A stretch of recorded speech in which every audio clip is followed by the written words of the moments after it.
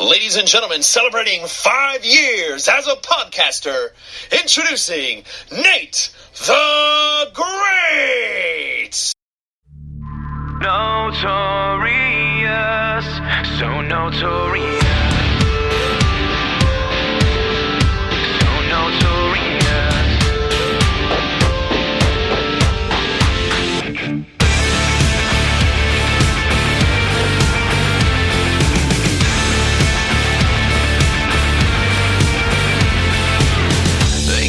Notorious for living it up and not giving a like a lion in a land of sheep. Feel my teeth as they sink in deep.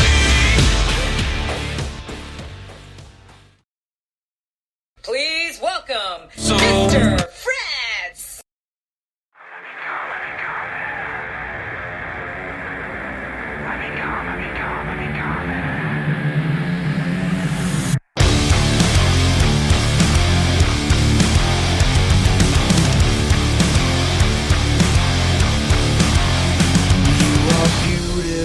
On the inside, you are innocence personified, and I will drag you down and sell you out. Run away. I am cold like December snow. I have carved out this. You know, to be quite honest, I think I should have just played the song "The Kids Are Back" for this episode, just because of the sole fact that it is true. The boys are back. Welcome to this episode of the Game Changer Podcast, ladies and gentlemen. I am NateFNGreat, the paladin of positivity. I'm very happy to say that I've been reunited with my brother from the Game Changer Podcast. But he's also on Wrestle Addict Radio for Fretzelmania. Definitely check it out every week. It's always amazing, you guys. He is the one, the only, the very fabulous, and the very Canadian, sorry, I had to, Mr. Fretz. I'm getting the finger. And I had a joke lined up, and a friggin' YouTube ad came in. Just like old times, brother. My lord. Yep. And that's making it. I couldn't turn the shit down. Oh, man.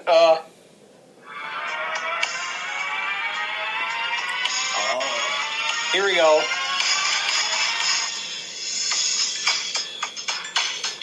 Everybody, yeah. Fretz is back. All right. And, of course, I'll drink to that. Man, it's been only a month, but it's felt like a year. How you doing, good brother?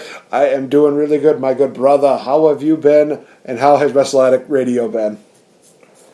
Wrestle Addict Radio has been tight. You know, Fretzelmania has been doing great things. I'm really proud of what the network's doing. You know, Matt's Mr. YLP Zach. He just came back from a little hiatus.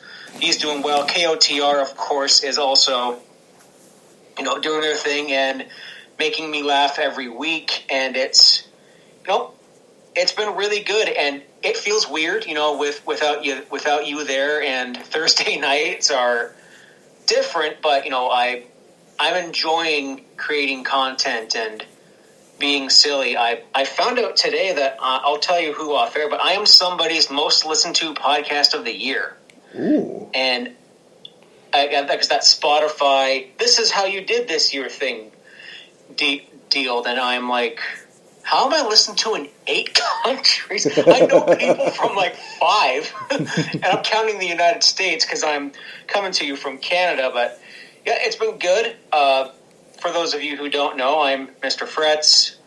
I know, Nate, you have a great audience on Spreaker, and you're indie wrestling fans in Wisconsin. ACW is killing it. I'm observing from Facebook up here up north. I want to come to a show.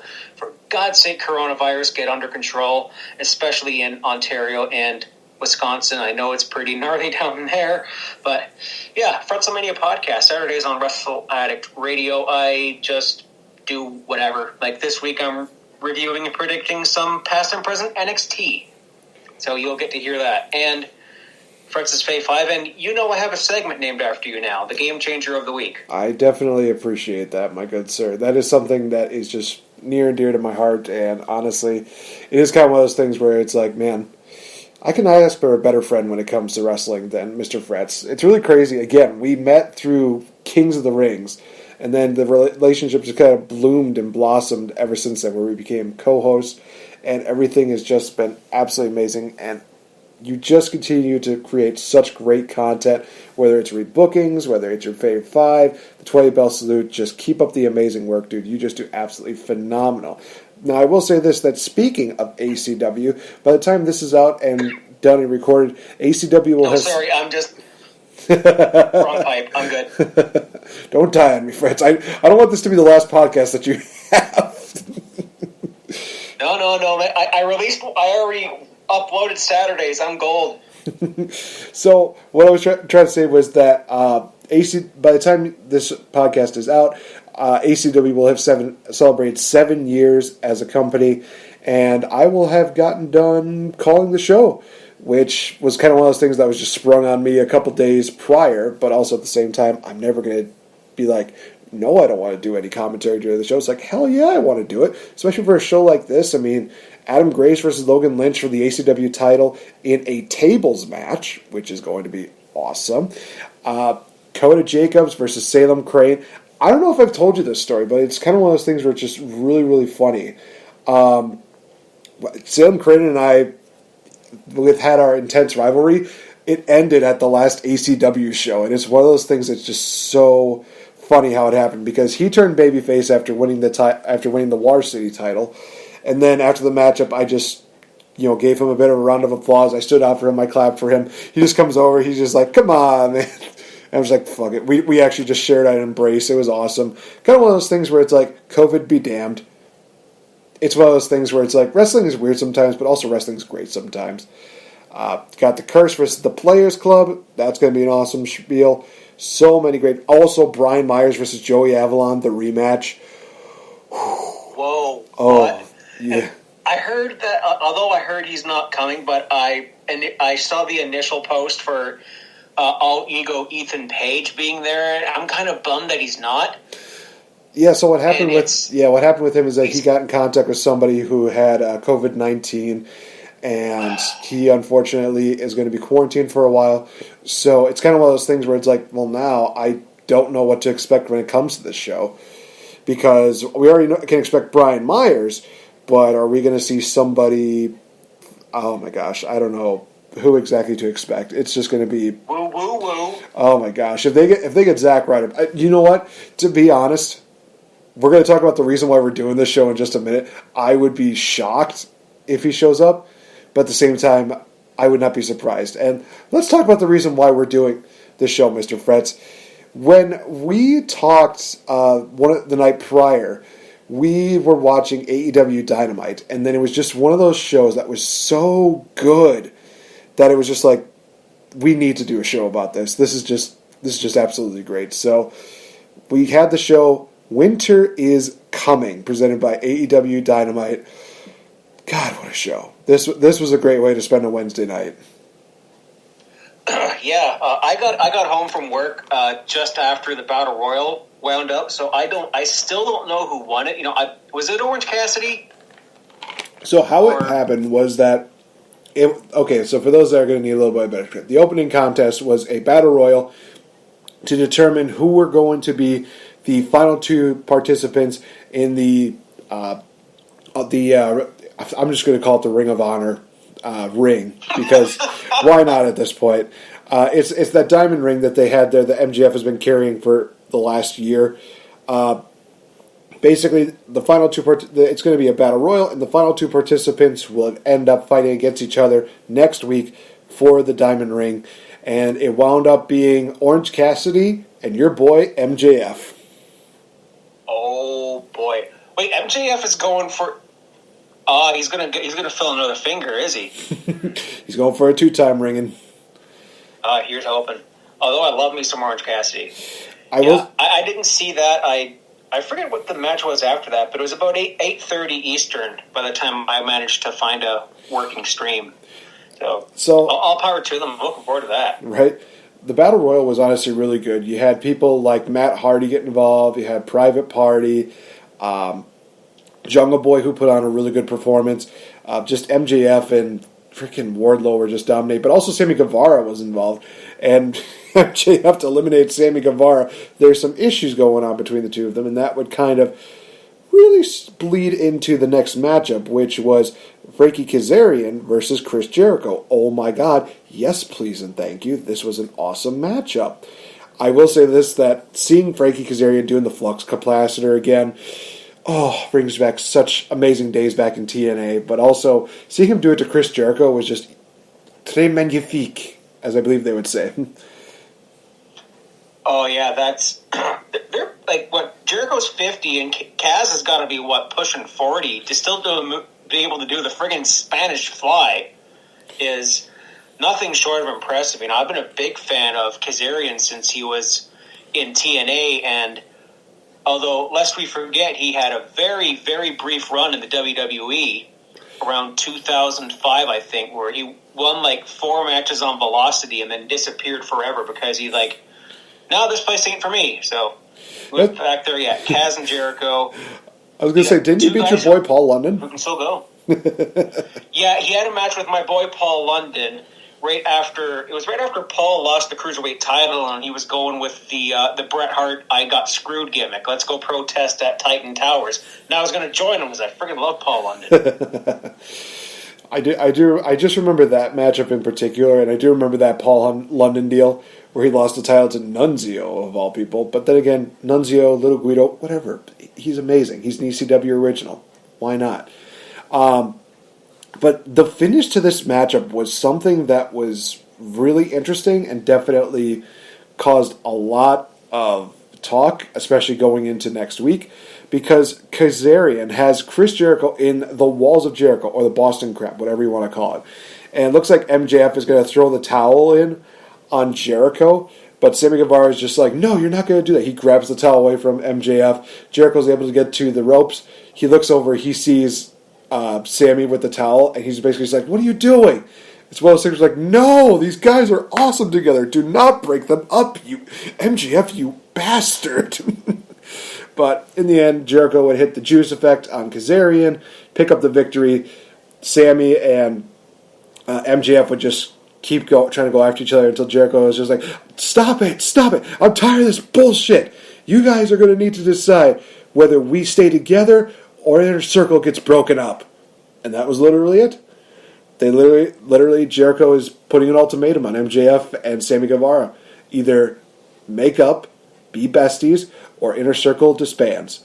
And to be honest, Inner Circle has been a very long-running faction, but at the same time, it feels kind of like one of those things where it's like they're putting on a lot of factions here, so to see one kind of break up and have, Pride and Powerful, and Sammy Guevara, MJF and Wardlow, Jericho kind of go their separate ways, I'm kind of okay with that, but at the same time, it's like, then there's all these moments that we have that just need more of it. We need more of it, and I think Jericho can definitely put over guys like Sammy Guevara and MJF so much more, so I don't want to see it end, but at the same time, it's like, I feel like Inner Circle has run its course. I don't know, what do you think?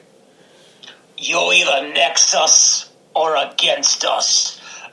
Man, I'm good for seeing, Inner Circle continue. I think there could be a bit of a power shift when it comes to them. I was thinking of that.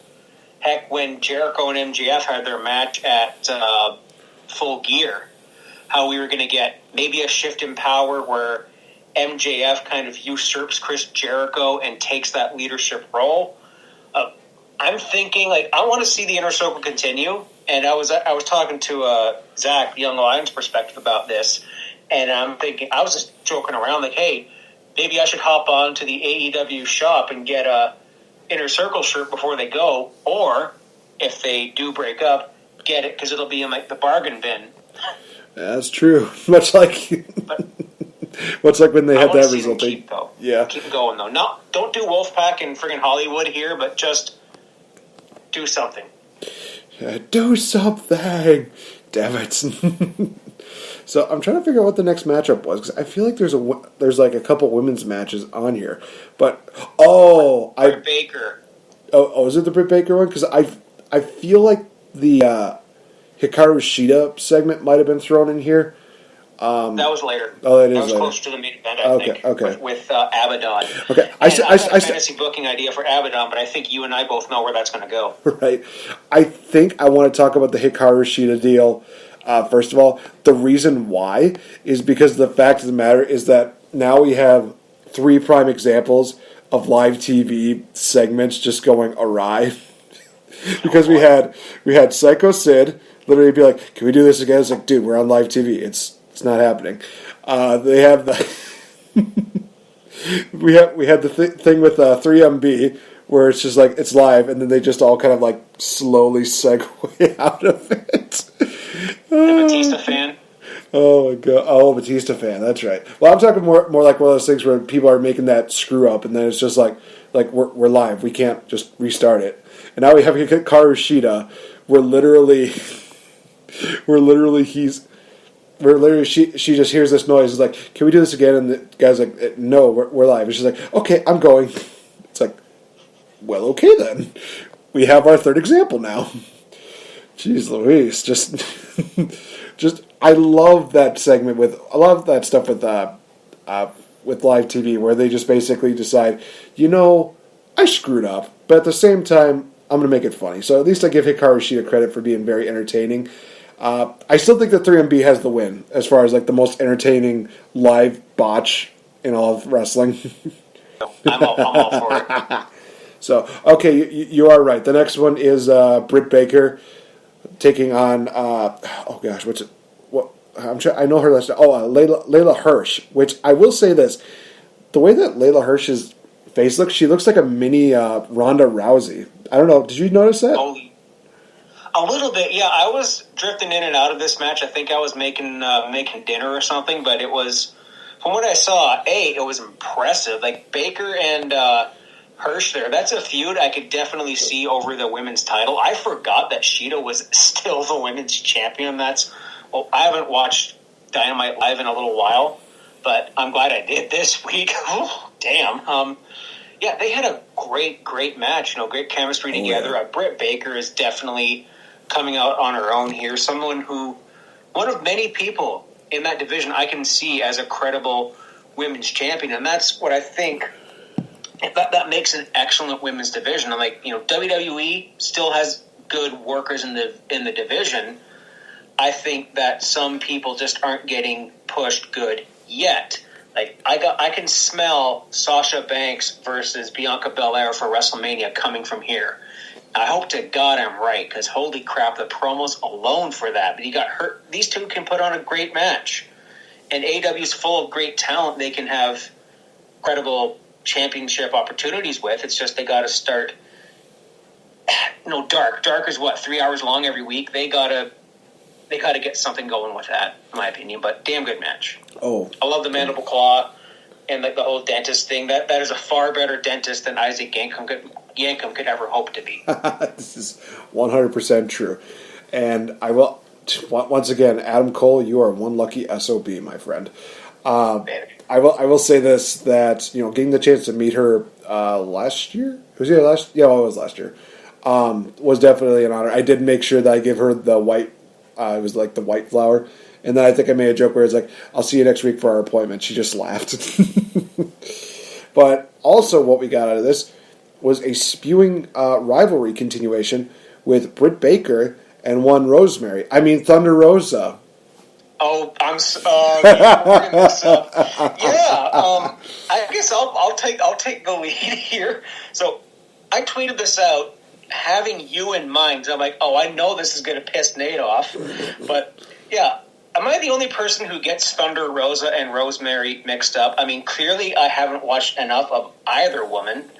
Although I was watching Rosemary's feud with Sue Young like weekly. That was some good shit, pal. Thunder Rosa, NWA Women's Champion. Who would have thunk it? Yeah, no kidding. I will say this, that I could see where the comparisons are, mainly by like face paint wise, but you just have to remember that where Rosemary goes full on face paint deal, Thunder Rosa only does like half of it. So she's kind of like half as good as Rosemary. Although I will say this, that I did make my week that I got at least a response from Rosemary when I started doing the hashtag the great holiday cameo, which, in honesty, guys, definitely check it out. It's going to be going all the way to Christmas. And one of the most recent one was for my good friend, Mr. Fretz, and I'm glad you liked it, my good sir. You know what? I absolutely did. Quick real talk, today, December 3rd, is actually a really rough day in my life. It's an anniversary of a good friend's tragic passing. He was unfortunately killed by a drunk driver. So, folks, if you're celebrating, don't drive under the influence, please. And I've said this before, Nate, but you look a lot like him. So it's really nice to have this conversation today. So I needed it, and I appreciate it. You're a class act all the way, bro. I do everything I can. In all honesty, it's better to end 2020 on one of the highest notes and on a positive note than to look back and think of all the horrible things that the pandemic has done to us, as well as the election. Jeez Louise. I'm sure you're probably just enjoying the stupidity of so many people being like, oh, Trump's going to win. No, he's not going to win. Blah, blah. It's like, I just don't care. Either way, people are going to be pissed.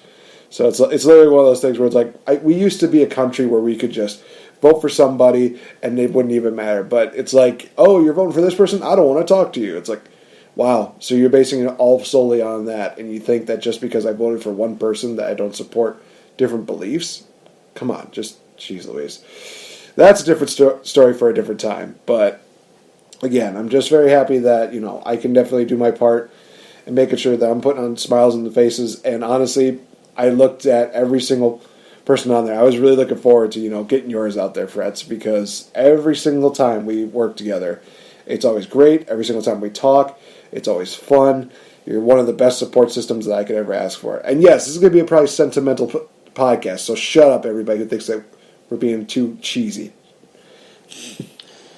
I got enough cheese in my fridge, thank you very much. I'm good to go. I got wine to pair with it, although I'm drinking a beer right now. It'll pair with cheese. Yeah, I absolutely appreciate everything that you do, Nate. I'm thankful that we found each other through. We were sending fan videos to Kings of the Rings because I think it was you, me, and Slack who were sending in these fan videos. That's true.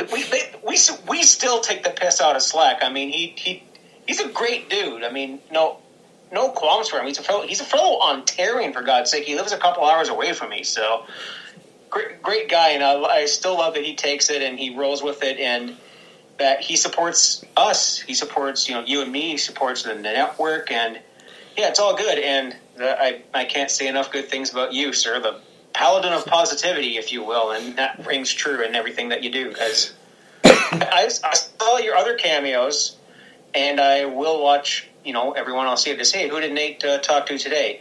By the way, that flowers thing from WrestleCon last year, that's all class, even when MJF was shouting at you. Oh, God. See, it's one of those things where that day was just a double-edged sword, where literally I'm doing this nice thing for a bunch of women who I want to show appreciation to, but also MJF burned me because he's an asshole. Oh, trust me, you're gonna love my. Here's a spoiler: MJF is getting a holiday cameo from me, so it's gonna be good. And you're not charging $600 for it either. I need to put that in the caption. I really should. It's like, MJF, this is for free. You don't have to pay me anything. Yeah, there was a really good. I forget how it went, but. Common friend Scott Rand, you know him. Oh yeah, definitely. Yeah, he had a funny moment with MJF. He actually caught the drink that someone hauled at MJF on Dynamite last year. Yeah, I think it was in Philly. He was at one of those shows, and he still has that cup on his mantle. Nice. But no, I think he said something to him, and then he's just like, and MJF kind of like, oh, son of a bitch, just like Scott broke him basically. It's like, okay, name your price here, just take a fucking picture. That's great. Scott, if you're hearing this, please say the right thing. Oh my gosh, I will say this: it's really crazy that about a year later after that incident happened, I got to actually meet with MJF and take a picture with him. Just that picture, literally, of him looking in the other direction, then just looking at my belt, and me just looking like I'm the most miserable human being, because this bastard had to beat Cody Rhodes at Revolution. Why, Tony Khan? Why do you hate me? No, it is going to. He loves us very much. We're going to talk about that. Okay, that's fair. That is fair. For every came and so did I. I mean, for every MJF accomplishment, there is a Dynamite like this. This is very true. Also, I will say this before we move on too much. Now that you mentioned Slack, he is actually going to be a future guest on the show. Probably going to be a part of the Christmas edition. So definitely tune into that. And we might have one other guest that will be joining us, but I'm going to keep that one a bit of a surprise. So we go from the Britt Baker Hirsch match to the tag team match, which is TNT champion Darby Allin and Cody Rhodes taking on the team of, gosh, I'm trying to remember. I know it's Ricky Starks and, oh gosh, what was the guy's name? It's like Powerhouse Hobbs. That's right. Oh gosh, first time actually I've ever seen Powerhouse Hobbs wrestle, and to be honest, he is damn sure impressive. This matchup was it was fun, it was great. For those of you that think that Cody Rhodes burying talent, shut up. He's not. He's actually creating more talent than so many other people. Give him some slack. Also, Darby Allin, for the love of God, please stop doing the coffin drop. I'm getting to that point where it's like, dude, you're literally going to have arthritis in your back before you reach, like, what is he now? Like, he's got to be like in his, 20, early 30s? Hey, Siri, how old is Darby Allin? Darby Allin is 27 years old. 27? Oh, he's almost a decade younger than me. Oh, my gosh. He's younger than both of us. What the fuck? What's that? He's younger than both of us. Jesus. Yeah, you just turned 30. Holy cow, bro. Oh, my gosh. I feel so old now because Darby... No, I don't feel old because I feel like Darby Allin's back is going to literally just be, wrecked by the time he's, 32. He'll be like his back will be like mine. I have steel fused to it, for God's sake. Oof. Yeah. It's just take care of your back. Get another finisher, man. Maybe that stunner that he did was actually really cool. So, but yeah, Cody and Darby pick up the victory here. But all of Taz's crew, they come in. They're beating down on Cody. They got Cage coming in. You got Dustin Rhodes coming in. Also, can I state the fact, Cody Rhodes, there's justice. There is a God. We got Cody effing Rhodes. Not just Cody, but Cody Rhodes. Love the fact that he got his name back. And he's doing it, and he's doing his daddy proud, baby. But the big conversation that came out of this is the debut of a man, a myth, a legend. Literally, we had lights go out, come back on, and it's just like, whoa, this looks like a winter thing. What the hell is going on here? And you see up in the Tron, SNGI Sting. What? And out comes the Stinger. Did he beat everybody with a baseball bat? No, I think he could have at least gotten Ricky Starks, though. He came in. He just gotten just about everybody's face from Arn Anderson, Cody, Dustin. But, that face-to-face with Darby Allin was just... Oh, that was juicy. That was beautiful. So Sting is all elite. Damn sure happy about that. And I'm excited.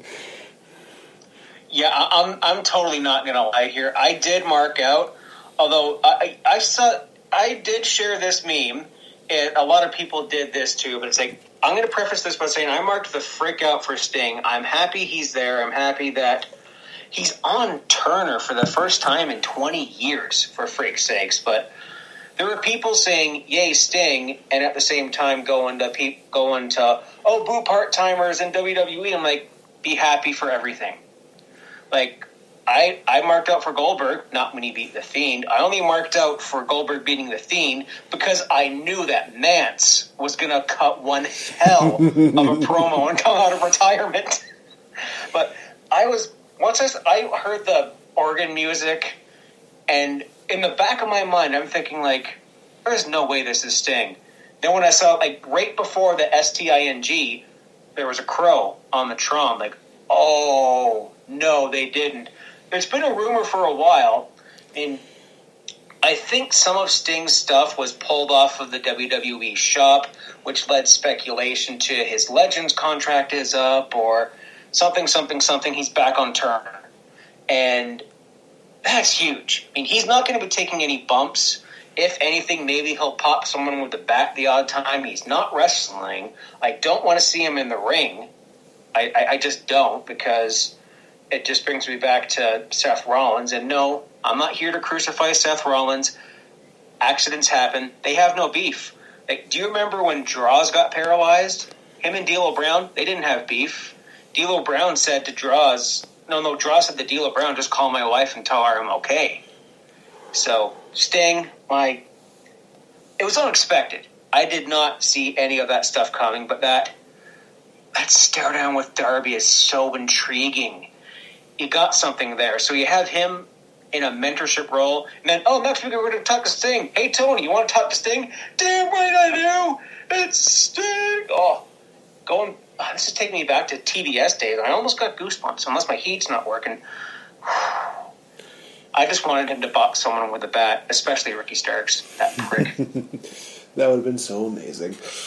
But it is what it is. Then we go on to the main event. What a main event. Honestly, I will say this, that other than Okada, Moxley is one of Kenny Omega's greatest rivalries. I will fight anybody on that. Jericho? That's a tough one. That is tough. No, I think if I had to make a list, I would put Okada as number 1, Moxley at number 2, and Jericho at number 3. All due respect to Chris Jericho, something about Moxley, I think it might be either his style of wrestling or just how he carries himself that definitely does kind of really add the extra oomph to Kenny Omega, because then he's got to hit harder. He's got to go crazier. I think that with Jericho and Omega, it's more entertaining. It's definitely something that's going to be more pleasing to the eye, because these guys, they're no spring chickens, but at the same time, they are definitely putting on some of the greatest matches ever. And I defy anybody to tell me otherwise. Yeah, and they're both from Winnipeg, you idiot. And so is Don Callis, who made his presence known. Okay, that's intriguing. Oh, we're getting to that. So, match itself was really good. Some great V-triggers, some great deals with Jon Moxley. Jon Moxley literally bashes Kenny Omega onto the concrete. He hits his... he hits his... what was it? The Death Rider? Thank you. Yeah, he hit... I think it's the first time he's ever hit the Death Rider in... No, it isn't. He hit it on Jericho at Revolution. I remember that now. But yeah, it was the first time that... And against Kenny last year in the Unsanctioned match. Oh, shit, that's right. Yeah, but... I think that's actually the first time that he's hit the Death Rider and somebody's kicked out of it. And literally we see Kenny Omega literally just looking like he's all frail. He's just looks weak. It's one of those things where it's like, oh gosh, we're basically going to get a discontinuation, aren't we? Then Don Callis comes in. He's basically just yelling at Moxley, and Moxley just punches him. One of the things I loved about that was the fact that it just looked like Callis's chest just like exploded with petals. It was fucking hilarious. I was like, what the... Did he intentionally do that? What the hell is this? Just literally looks like 12 roses just bursted out of his jacket. I'm like, what is this? This is funny, but what is this? Stealing your gimmick, bro. Apparently. Unbeknownst to us, Kenny Omega had a microphone. Next thing you know, bonk, hits Moxley in the face, hits the V-trigger, one-winged angel, 1, 2, 3. Kenny freaking Omega is AEW World Champion. Oh my sainted mother! Yes, we had a feeling that Kenny Omega was going to be World Champion, and in a match like that, definitely added an edge. Now it could just stop right there with Kenny Omega holding the title up above his head, and everything's just fireworks and pyro and stuff like that. But it doesn't end that way. No. After he got the belt, he and Don Callis are roaming to the back. They're basically just booking it for the vehicle. One of the interviewers stops him and basically saying, why'd you do this? Why'd you do this? And Don Callis says, you want an answer from me and Kenny? You'll just have to tune in on Tuesday to find out. And I love the guy. I love when the guy's just like, but Dynamite's on Wednesdays, and it's like, yeah, tune in Tuesday on Impact Wrestling, and they just drive off. To which is like, oh, we're getting that. We're getting a merger with Impact and AEW. I'm okay with this. If we have something kind of bleed over, this is okay. And then they're already teasing the idea of the North versus FTR. Oh, yes, please and thank you. Yes, please and thank you. Yes, please and thank you. I would really love to see Rosemary getting involved in AEW, maybe cross paths with the Bunny, because the history. Also, multiverse is amazing. Sue Young versus Abaddon. Oh, yes. Or just have them be a team, just for kicks and giggles, just because we can. Also, Knockouts Tag Team Champions. I was about to say they're bringing out the Knockouts Tag Team Champions. They have a lot of women on there. Well, now you can cross them over to Impact, and they can compete for either the Knockouts title or the Tag Team titles. It's actually really smart thinking when you think about it. Tony Khan, if you thought of this, you are a genius, my good sir. I take back what I said about the whole MJF Cody thing, at least for now. But this is one of those things where we're seriously seeing something special here. We're seeing some kind of partnership between Impact Wrestling and All Elite Wrestling. And my question is, why, Kenny, are you going to Impact Wrestling? But Don Callis is going to have all the answers. We know that. Oh, Impact is going to be fun to watch this week. So NWA, Impact, and AEW walk into a bar. No, they walk into Ribera's Steakhouse in New Japan territory. Because we could be seeing an alleged partnership with New Japan. This is the alliance to take down Hulkamania, but the alliance to take down Hulkamania is the WWE. It's true. So I have to tell you, last night, just after you and I were talking, I was on J-Bone, Smash This Podcast, fellow Wisconsinite, if that's the right term. I apologize if it's the wrong one to you. So we're all on there, and the second he gets on, it's just like all fantasy booking, All Elite versus Impact, because he does stuff for and with Impact. His co-host for the Impact Review is a guy named Basil, and I think he's affiliated with them, if I'm not mistaken. It's through that how I have a Twitter follow from Vince freaking Russo. I'm not kidding. Russo follows me on Twitter because of J-Bone. Jesus. Shout out to J-Bone, by the way. Hey. His cat was making all the cameos on the podcast, too. It was great. So we're sitting there, and we're just spouting off all these matches. Like, I'm thinking Eric Young versus John Moxley in the hardcore match. I'm thinking EC3 versus MJF. We're doing the North versus freaking Young Bucks, or the North versus those two kids that are Devon Dudley's son. Apparently the Dudleys, Devon's kids just got signed to the company. There's these new guys called Top Flight and the guy with Jack Evans. And we can sit here and spot off all these matches all day long. Like Fallah Bahh versus... No, wait, who's the big guy in... I'm going off on a tangent here. So we have Uzi. Who's that? Uzi. What's his name? Big guy? Oh, gosh. AC Romero. Yeah, he was just the X Division champion. So AC Romero versus... Oh, Siri thinks I was saying something. Technology. AC Romero versus, I'll say it although he's not affiliated with anybody, Jeff Cobb. Ooh, yes. Remember that one-time cameo that he was on Dynamite and they never used him again? What? It was a one-shot. It was a one-shot deal. It was like Matt Cardona. He did not sign. Like Matt Cardona did not sign like a full contract. I think he just had like an appearance bond and was like, yeah, I'm just going to do this and then I'm just going to go do my thing, which all power to him. I wouldn't mind seeing him with Brian Myers. And I got to ask you something.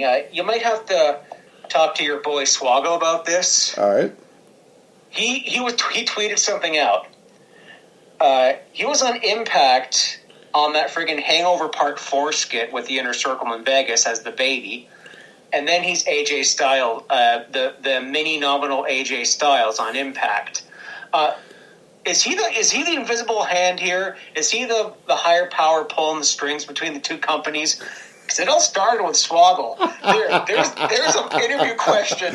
When you interview him later, ask him that on my behalf. Oh God, I'm going to have to now. That's a good question now, because I mean he is signed with Impact Wrestling now, so it's kind of one of those things where I'm very interested in seeing where he's going. He definitely wants to play like more of a serious character. Obviously, Brian Myers is going to let him do that because Brian Myers is a dick. If you've not read his book, you'll understand. But no, Swoggle and Brian Myers are good friends. I just got to give him grief.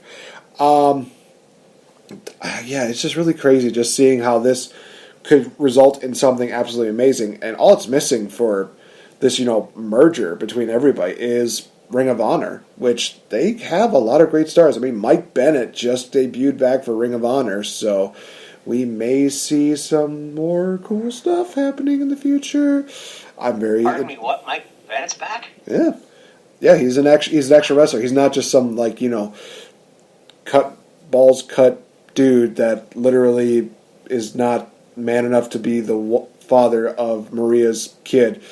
Oh, God, that just makes me sad now. You mean the man with the greatest wrestling entrance theme in the history of the WWE? Oh, my gosh. I actually tweeted about that when he was in Milwaukee, and it was literally one of those things where it's like, oh, it was great seeing him. He just says, love wrestling here. It's like, yes, Mike Bennett is one of my favorite people now. I need to meet him one day. Just because Mike Bennett is fucking amazing. Yes, I'm talking about the Miracle Mike Bennett, whatever. Also, the Kingdom. Let's bring back the Kingdom. Oh, who's the other guy? Matt Taven, I believe. Matt Taven. Oh, Taven. Let's go, Matt Taven. Yeah, let's get the Kingdom going. I mean, the Ring of Honor. I've not been watching, but I've been keeping an eagle eye on it. They just brought back the Pure Championship, which yes, all the way, please. Who just beat that? Jay Lethal. No, he beat Jay Lethal, but I'm tangenting here big time. But holy crap. Ring of Honor can get in there. Hey, ACW Wisconsin, let's go. Let's get a TV deal here. But let's get the friggin' pool. Let's get the pool party captain going up against the inner circle here. No, I want to see a friggin' sign guy, like politician sign guy. I want to see like Coda Jacobs go up and who has the sod it. This is just complete fantasy crap. This is a nonsense Bob Backlund. Oh, my God. This is where Darren Young tries to make his attempt to come back, but Cody Jacobs is like, nope, I want Bob Backlund. He's like, he'll be like, I've never eaten a marijuana. Coda Jacobs for a better future in wrestling. They're like, hi, Bob. Not now, Darren. Oh my God, that'd be amazing. So much good fantasy booking here. So guys, we're going to take a little commercial break so that way we can compose ourselves. When we come back, we're going to be talking about a very interesting tweet that was brought out this past week, but also we're going to break down one of the best matches because unfortunately Hell in the Cell has kind of lost its repertoire, except for the last two Hell in the Cell matches were actually really good. We're going to be talking about probably one of the most brutal matches in all of wrestling, and I say that with such bliss and such amazingness. We're going to be talking about War Games! War Games! This is the Princess of Pro Wrestling, SoCal Val, inviting you to watch Grown Ass Women TV every Wednesday at 5 p.m. Eastern on YouTube. GAW TV is the ultimate slumber party with me, Lisa Marie Varon, and Mickey James. Plus, special guests like Mick Foley, WWE's Paige, and more. We're live in the YouTube chat room every Wednesday for each episode premiere. So join us, and don't forget to bring a cocktail. Visit GawTV.com for more info. That's GAWTV.com. We'll see you there. Hey guys, this is NateFNGreat. Hey, have you ever wanted to be a champion but can't seem to really find the money and the time to get a championship belt? Well, you know who's a really good friend of mine? AJ from AJsBelts.com. These guys have a large assortment of championship belts, from classic belts to the modern day belts to championship belts you would not even believe. And guys, like I said, they work with you very well. With an awesome layaway program, there is no way that you can beat these guys' prices as well as these guys' deals, especially when you can give them a little bit of money every now and then until you can get that championship goal. Coming from a guy who's a champion and a game changer, I'm indeed NateFNGreat. I'm representing AJsBelts.com, proud friends of the Game Changer Podcast.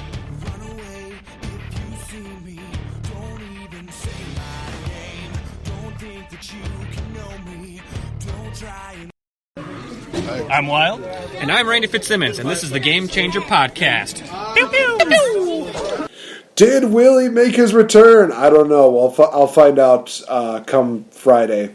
But by the time this is posted, we'll probably have that answer. So if he's back, hooray! If not, well, we need to find a Willie. Welcome back to the Game Changer Podcast, ladies and gentlemen. Yes, I do know that sounds like an innuendo. I don't care at this point. I'm NateFNGreat, joined here by my special guest, Mr. Fretz. Fretz, there's quite a few tweets that we actually haven't really gotten a chance to talk about.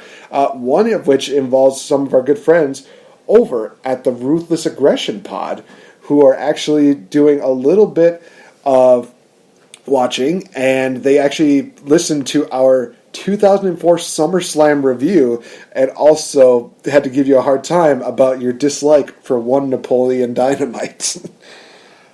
Oh, yeah. Okay, I'll preface this by saying I haven't revisited the movie since it came out, and I didn't like it at the time. I was back working. Well, I was living where I was born, just outside of Lindsay, Ontario, Canada, right beside Peterborough, hometown of one Robert Roode. Oh.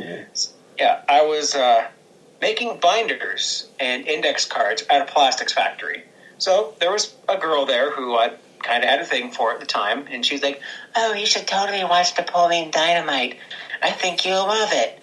So I'm like, "All right, I'll go rent it tonight." Go to work the next day. You owe me 90 minutes and $5. That was the worst shit I've ever seen in my life.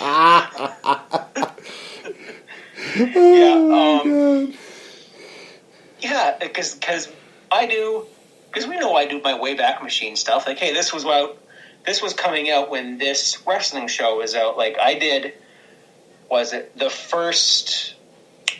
Not the first War Games match. I did something from 1980. This first Survivor Series. That was my first Fretzlemania solo show, and I had to go, okay, what came out in 1987? Oh, it was only the debut of Full House. Want to feel old? Napoleon Dynamite, didn't like it, but I was holding on to my last can of Pepsi Blue just for those guys, so you're welcome.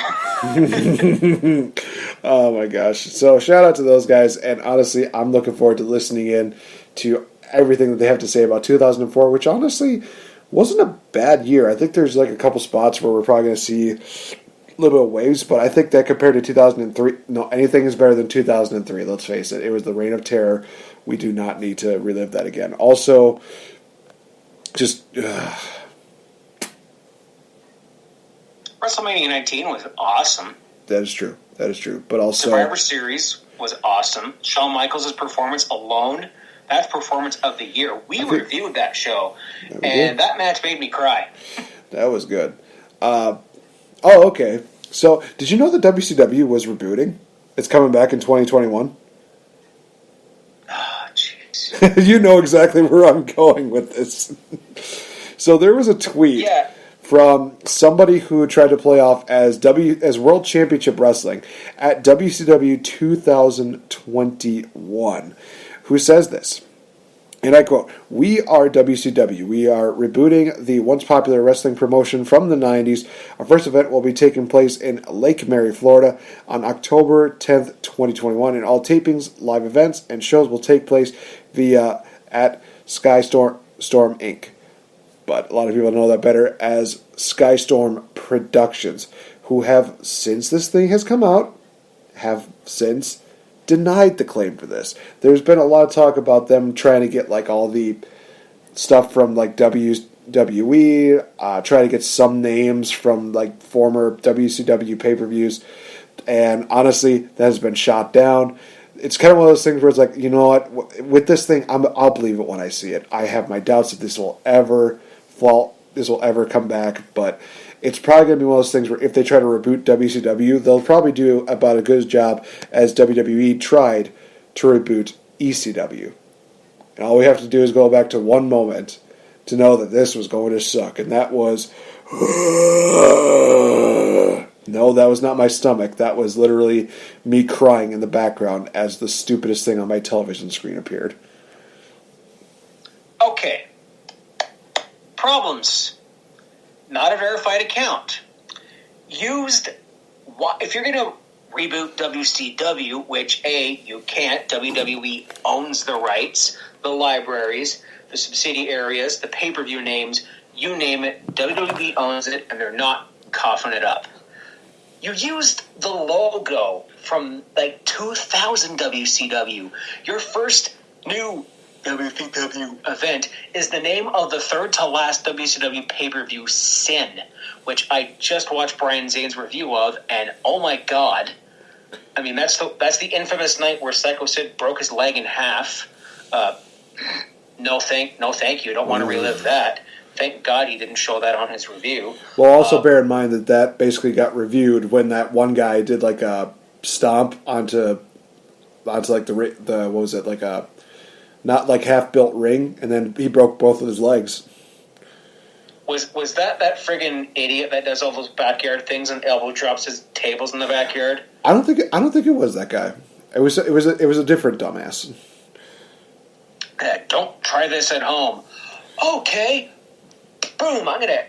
I can't think of that dope's name because I blocked him because he's an idiot. And he actually had a match in GCW, for God's sake. Oh, boy. Yeah, this is just some bloke with too much time on his hands. I saw it and I'm like, reported. No. No, it was funny. Me and... this is another YouTuber, Warren Hayes. I don't know if you're familiar with his work. He does live streams every Thursday night. Great guy. Fellow Canadian from Quebec. Bonjour. Him and I were having a back and forth about it. No, this ain't legit. And WWE, they just dropped the road. They hold in to the Rhodes trademark. They just let it go. Cody didn't win it. It just it expired, and they're like, F it, who cares? Cody, go on. Which he should have been able to, because Rhodes isn't his shoot last name. It's Ronalds or something. But anyways, besides the point. And if you're going to reboot WCW, use the classic stuff. Use Turner. Use, not this dope that has too much time on his hands. It was funny for about 2 hours online. I'm like, nah. There's no smoke here, guys. Just let it go. Yeah. Feel the smoke! Street Profits. Somehow they beat the New Day. Yeah, that was a thing. Good. Positive. Oh, yeah, War Games is this Sunday. You know something? I'm not going to lie. The men's War Game matchup, I'm really looking forward to, because the way that they've built this matchup has literally probably been one of the best ways to get celebrity heel heat to the point where we're literally going to be like, okay, how are we going to see this happen? Literally, Adam Cole's going to kill Pat McAfee by probably driving him through a table off the top of the cages. I'm all for this. I want to see this because that's not enough. Because Tommaso Ciampa literally tried to kill Adam Cole when they were in War Games and almost succeeded, but thankfully did not. I'm just looking forward to this. But yeah, War Games is this. War Games is this Sunday. So we're gonna do a little quick prediction deal on this. So we have Tommaso Ciampa taking on Timothy Thatcher, aka I can't find a good dentist. I'm going with Daddy Ciampa. I don't care what anybody says. I'm not homosexual. I will not deny. Tommaso Ciampa is literally one of the most handsome men I've ever met, and that beard is absolutely beautiful. I'm not going to lie. Also, he's a psycho killer, so I try not to choose against him. But I am. I love what Timothy Thatcher's been doing with his Thatch as Thatch Can, say that 5 times fast, work, having these matches with the artist formerly known as Anthony Green. He's the fanny pack wearing what did he call himself? Because Kings of the Rings interviewed him in the archives. I think he called not a retrosexual. There it is. I don't know what that is. I listened to the interview and I still don't know what that is. But now Mix Murphy is our fanny pack wearing wrestler person now, other than Michael Hayes. But they got nothing on Cal Hero. I defy you. Students like. All right, he's not even British, and I'm giving him an accent. But he wrestled in Dub X Dub for years. So, like, he's okay. Here's the thing for you. I think he's a former member of Ringkampf, aka Imperium. Oof. So him and Walter, they've had some bangers. Look them up. Fair enough. I got Thatcher. I just love the work that he's doing, and I think there might be some shenanigans here, perhaps, involving people, including his students, if not like Kushida or Velveteen Dream, who have been involved with Ciampa and Thatcher in the past. Thatcher, man. I love him. Next up, we have the strap match between Dexter Lumis and Cameron Grimes. I'm sorry, Cameron Grimes. Ew. I don't know why. Honestly, I've seen this, and this is kind of one of those things where it's like, this is a rivalry that's not going to end, is it? Just because Dexter Lumis plays the creepy character so well, Cameron Grimes' reactions are making it amazing. You know, I'm totally cool with this. Also, I kind of would love to see like a picture of Cameron Grimes just like super happy, and then Keith Lee's head just pops up, and he just looks like he just went like, oh fuck. I would love to see that because they tried to recreate that with Dexter. Not as effective, is it? No. It's all about the camera angle and the body positioning. Like Finn Balor and Keith Lee did that Finn Balor and King Ricky did that perfectly. I love it. Mr. Fretz, who have you got for this matchup, though? Dexter Lumis. This has Lumis written all over it. I think this feud is going to end. I mean, it's been entertaining. Like Cameron Grimes is probably like, he's in my top 5 in NXT right now. In Fretz's Fave 5 on the brand. He plays the chicken shit heel so perfectly. And he beat Kurt Stallion, another Evolve stud, because WWE bought Evolve. Look up their stuff. It's all on the network now. Good shit. Yeah, I got Lumis is going to win this match. He's going to put him to sleep, and I think this will lead Dexter Lumis eventually to the North American title, of which I think he was going to win in the summertime had he not gotten injured. Damn. If only. Something that could have been. For this one, I'm going to pick Mr. Cameron Grimes because I think he deserves a big pay-per-view victory. I just think it's going to be... It just needs to happen. Also, I just remember him from Impact, and he was absolutely amazing. He was an awesome X Division champion, and then they did nothing with it. It's like, just, Cameron Grimes. But up next, we have how the hell did we end up with this matchup? Triple threat match for the North American Championship. As Leon Ruff, somehow I'm getting Leo Rush vibes out of this, even though this guy... Oh, you're not the only one? versus Mr. Johnny Gargano, Mr. I Am Totally Stable, and Damian Priest, a.k.a. one of the best big men in all professional wrestling. I dare anybody to tell me otherwise. This is going to be interesting because you have two guys who are former North American champions, and then you have this one guy who literally won the title just out of pure luck, really. The question is Leon Ruff's luck going to run out this Sunday? No, it's not. Leon Ruff's going to retain. Honestly, I can definitely see a situation where basically maybe Priest does like a big boot, Gargano does like a super kick, they're both down, and Leon Ruff just like covers one of them and beats them. That's just his luck, I think. So Leon Ruff is retaining. Now, I recorded my predictions for this on the Fretzlemania podcast earlier today, and I think I picked Gargano, although my gut says that there's going to be a retaining here from Leon. I forget who, but there's going to be two different answers, I imagine, on two different shows. I'm just going to say Gargano. Okay, fair enough. Up next, we have Team Shotzi versus Team Candice in the Women's War Games matchup. Shotzi Blackheart, Ember Moon, Rhea Ripley, and Io Shirai, because we can't find anything for the women's champion to do, I guess, versus Candice LeRae, Dakota Kai, Raquel Gonzalez, and Toni Storm. Toni Storm's heel turn was something that I was very surprised by. But also, we're going to get Rhea Ripley and Toni Storm in War Games. I'm looking forward to that. That's going to be awesome. Mr. Fretz, who have you got for this matchup and why? I got Team Candice here, mostly because of a little bit of the 50-50 booking. I'm picking because who I'm going to be picking for the dudes. And I think also this will be a vehicle to set up the next contender for Io Shirai. Io Shirai had nothing to do on TakeOver because literally the whole freaking women's roster is in this match. Although you could have had a title match against, Kaden Carter, Casey Catanzaro, to name a couple, give them some pay-per-view time. But I also think that this is where the Scream Mask blokes who have been hanging out with the Garganos will be getting involved. Maybe one of them. I have a theory as to who one of them might be. And that would have played with the Gargano title match. Call it a long shot, but I think one of them's Karrion Kross. Ooh, that would be awesome. I want to see Karrion Kross back. He didn't lose the NXT title.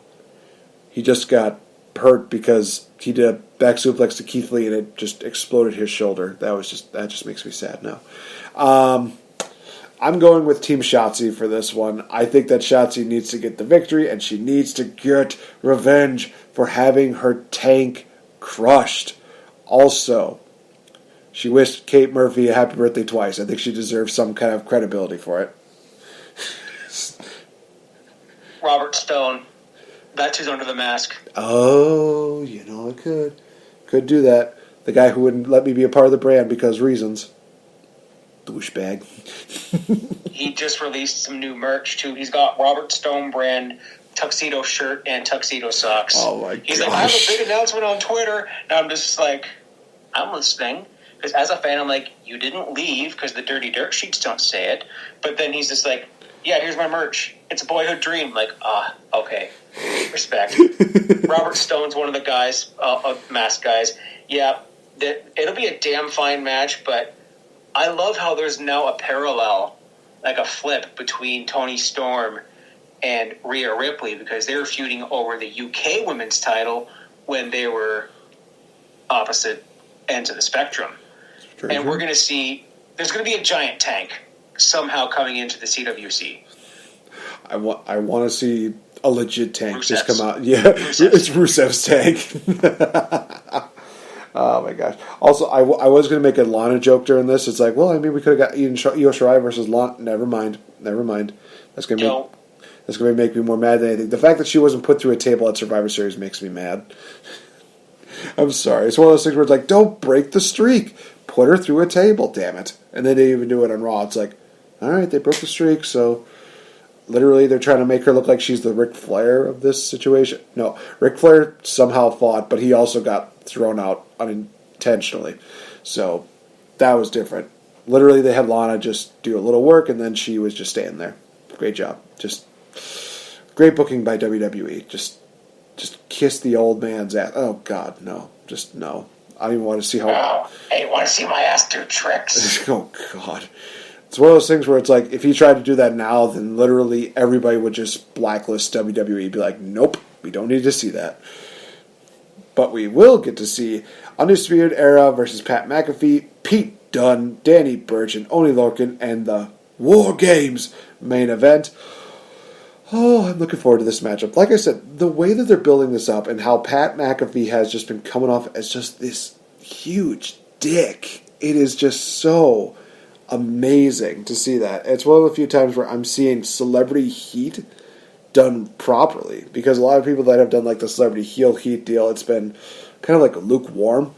But the way Pat McAfee's been doing it, he's been doing a really good job. So I'm definitely great to see that. I love seeing the fact that Pete Dunne is back to being the true bruiserweight, where he just wanted to wreck everyone. And then also Danny Burch and Oney Lorcan, they are awesome. That being said, Undisputed Era is going over. I really think that they're going to get the big victory here again. It's War Games. I feel like this is their matchup. This is their environment. It just screams that win. It just screams that win for them. But what do you got to say, Mr. Fretz? Undisputed Era has only won one War Games match, and that was in 2017. The rest of the years we had, was it Ricochet and the War Raiders, and then we had Team Ciampa with Kevin Owens last year. And now the roles are reversed. The Undisputed Era are kind of de facto faces, and the way that they've been presenting this, and the way that Pat McAfee, who, well, if you listen to Kings of the Rings, Will and Ricky were ripping into him for, like, how is a punter this athletic? Like, I don't understand football. Like, I'm a hockey guy, so I was taken aback. Like, I don't know what they're talking about, but I find it funny because it's Will Tarashuk, like the Bobby Heenan of the WrestleMania radio. It's true. It's absolutely true. True enough, but it was just hearing them rip them apart with that, and Pat's been so good. I mean, I'm bummed that there's no full crowds. I know that the CWC has a limited capacity. Like, Izzy's been to a lot of the shows. Shout out to Izzy, who was on the bump on the network a while ago. Holy crap. I mean, that young lady's going places. I'll say that. Good stuff, Izzy. She's always at the shows, and people are here and there. I want to get into the Thunderdome in the CWC, but I'm trying to figure out which insane bump that Pat McAfee is going to die from. Whether it's going to be a top-of-the-cage Panama Sunrise, or a last shot with some weapons, or if someone else from the Brits get involved here, I'm going to be very mad. Like, if GYV get involved and join do they call it the Kings of NXT? I'm glad they don't say the Kings of Wrestling, because Cesaro and Chris Hero would have something to say about that. It's true. Big insane bump, and Yui is going to win and finally tie up their War Games deal. Which is fair. In all honesty, one thing that would be kind of crazy, this is like crazy booking, but at the same time, I'd like to see them set this up for the rematch. What if they brought in Imperium? Well, they're there. Bartel and Eichner, well, they had a match with the Grizzled Young Veterans on NXT this week. Ended in a no contest, so there's something there. And I thought I switched over. I watched UK this afternoon. Like, the Hunt versus South Wales Subculture was a banger of a main event. Ooh. So, damn. Oh, yeah. It just would be one of those things where I would just love to see every member of Imperium come out, including Walter, and Walter just breaks down the door just to stick it to Undisputed Era. And it's like, we're getting Imperium versus Undisputed Era too. I'm totally fine with this. Can we Worlds Collide too? Worlds Collide too. Can we make it a War Games matchup just so Regal can say it? I'm totally fine with that. Just add more weapons and more kill. That would literally be like the best matchup of 2021. I don't care what anybody says. Undisputed Era versus Imperium War Games. Just, oh my gosh. I'm just imagining like Walter just chopping everybody to the point where their chests start to like literally get red up and bleed. And then literally, like PCO. Yeah, right. And then literally they just find a way to just destroy Walter. And it's like a car pileup where everybody's bodies are just getting thrown on Walter. And it's just like, they had to all pin him just to take him down. Yeah, because Walter's amazing. He needs to be protected. And that's one of the best ways to do it, to have Undisputed Era literally just dogpile him. I'm all for this. I don't know what the travel restrictions are like over in Europe. I don't even know how far in advance the UK has been taping. But if you've been watching it, like, Walter just had a Match of the Year contender with Ilya Dragunov for the title. I did see that. It was great. That's one of my top matches of the year. Spoiler alert for future Fretz's Fave 5s. I gotta revamp that list, but yeah. I'd be all for that. Like, I loved Worlds Collide last year. Everyone's like, oh, but it's not an NXT takeover. They got their own in February, ironically, right before the world's set on fire.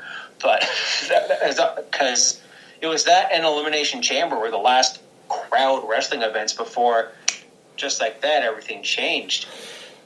Yeah, I don't and to think that was this year, it feels like it was a decade ago. And this year fucking sucks. It really did.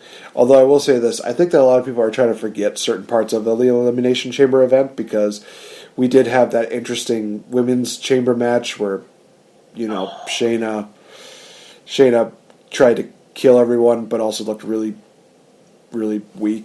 Looked really dumb in it, but that's just me. But yeah, no. So that's predictions for War Games. Thank you guys so much for joining into this edition of the Game Changer Podcast with Mr. Fretz. Thank you so much for being a part of this, my good sir. It's your time to plug. Where can people find you, and what are some things that are going to be coming up either in WrestleMania terms or Wrestle Addict Radio terms? Well, yes, you can follow me on Twitter and Instagram at Fretzlemania. That's FRETZLE Mania. My podcast is available on the Wrestle Addict Radio feed. The Saturday slot where Nate and I used to be found earlier in the year on the Game Changer podcast. So this week, actually earlier today, I'm recording this. It's just before, it's about to be December 4th. It's almost midnight, almost bedtime. So I reviewed NXT TakeOver War Games 1, or as it was known, Houston. Houston, we have a War Games. Because of that, of course, that one had Aleister Black versus Velveteen Dream. That had the 3-team War Games match with AOP and Roddy Strong and Undisputed Era and Sanity. Oh, man, what could have been with Sanity? Fretzlemania, I do weekly whatevers. This week also will have Fretz's Fave 5, but I'm not going to tell you what's on Fretz's Fave 5. I will tell you off air, but you, the audience who is listening to this, you're going to have to come and listen to me to find out. Throughout the rest of the year, I'm going to be breaking down my top 10 favorite matches. I have a special treat in store for the day after Christmas, which I mentioned to you off air, but I'm not going to say here either. You're just going to have to wait and find out as well. And the rest of Wrestle Addict Radio, of course, as you know, we have YLP, we have the Delight Show, Mance. I did not forget Mance this time. I'm sorry. I did a mass tweet on Survivor Series, and Mance is like, "You didn't just forget me, did you?" Oh crap! and then there's KOTR, but yes. And I'm doing podcasts on them every Saturday. I do a Patreon show for Wrestle Addict Radio every month, the 20 Bell Salute. 20 years look back on pop culture and wrestling. This month is Armageddon 2000. As for movies, not a lot of memorable movies. A little bit in the music. I have some great Simpsons Christmas episodes. I have Grandma Got Run Over by a Reindeer was a TV special back in this time. I was trying to look for Christmas-related stuff because we're 3 weeks away from Christmas. We're 4 weeks away from being out of this year. As if 2021 is going to be any better. But next month, next year, I'm looking at, 20 years ago, 2001. Oh, I get to cover the invasion next year. Yay. You get to have fun with that, bro. Yes, and I think I covered all the bases. We have Wrestle Addict Radio, and we have this, so we'll have to look forward to something else to collab. Maybe we'll have to do some Rumble predictions. It is right around the corner, and Rumble is one of the most wonderful times of the wrestling year. So it's going to be awesome. All right, guys, so I have been NateFNGreat. You can check me out on the Twitter at RealFNGame. Definitely check out the fact that I have been trying to do these holiday green cards. Use the hashtag #TheGreatHolidayCameo to be a part of that, and definitely wish everybody that you love and respect and just absolutely adore a very happy holidays, because that is something that we want to do, is end this year on a positive note. Definitely do not want it to end on a negative note. Definitely check out for the next few weeks, because I have definitely been reaching out to people. I've definitely mentioned the fact that Slack will be a part of the Game Changer podcast in just a few weeks. It's going to be absolutely amazing. You could probably expect a little bit of fantasy booking, and the only thing that I can really give away as far as the fantasy booking is that it's just too sweet to miss out. So guys, thank you so much for listening in. He's been Fretz from Wrestle Addict Radio. Check those guys out. I've been NateFNGreat here from the Game Changer Podcast. I'll see you guys next time. Peace, goodbye, and stay safe. Wakanda forever.